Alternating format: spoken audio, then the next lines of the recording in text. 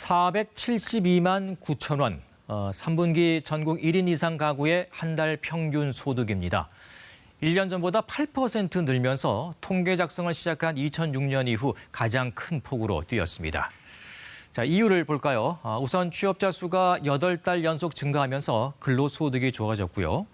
정부 보조금이나 가족 간 용돈 등이 포함된 이전 소득도 증가했습니다.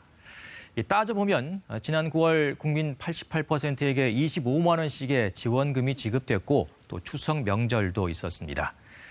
소득뿐 아니라 씀씀이도 늘었는데 세금이나 보험금 등을 뺀 가계의 소비 지출은 10년 만에 가장 큰 폭으로 증가했습니다. 자, 이렇게 수치로만 보면 살림살이가 좋아져서 지갑을 연 것 같이 보이는데 실제 체감하기는 왜 어려운 걸까요? 김수영 기자가 취재했습니다. 요즘 장을 보면 사는 품목이나 수량은 평소와 비슷한데 나가는 생활비는 부쩍 늘었다는 소비자 반응이 나옵니다.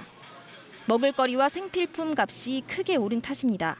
10만 원이면 한 주 정도 식대비가 되는데 요즘에는 그게 한 20%, 30% 정도 더 넘게 그게 지출이 되는 것 같아요. 실제로 3분기 가계 소비 지출은 10년 만에 최대인 5% 가까이 늘었지만 물가 상승 영향을 반영한 실질 소비는 2.2% 증가하는 데 그쳤습니다. 물건을 더 많이 사면서 소비가 는 게 아니라 가격이 오르다 보니 저절로 씀씀이가 커졌다는 쪽으로 해석할 수 있습니다.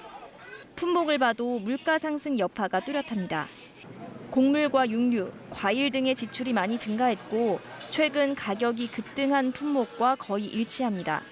국제 유가가 오르면서 차량에 넣는 기름값과 냉난방비 지출도 1년 전보다 10% 넘게 늘었습니다.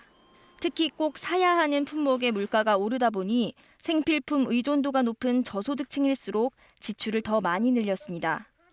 이런 물가 상승이 계속되는 한 소득이 증가하는 효과를 체감하긴 어려울 것이란 분석이 나옵니다. 아무리 늘어도 기본적인 생활비 지출이랄까 이런 게 품목들이 많이 늘어버리면 삶의 수준은 떨어진다고 보셔야 될 것 같아요. 상반기까지는 그렇게 될 가능성이 높아 보여요. 소비자 물가에 영향을 주는 생산자 물가가 9월 기준 10년여 만에 최고치를 기록한 상황. 시차를 두고 생활 물가 상승에 영향을 미칠 가능성도 커졌습니다. KBS 뉴스 김수연입니다.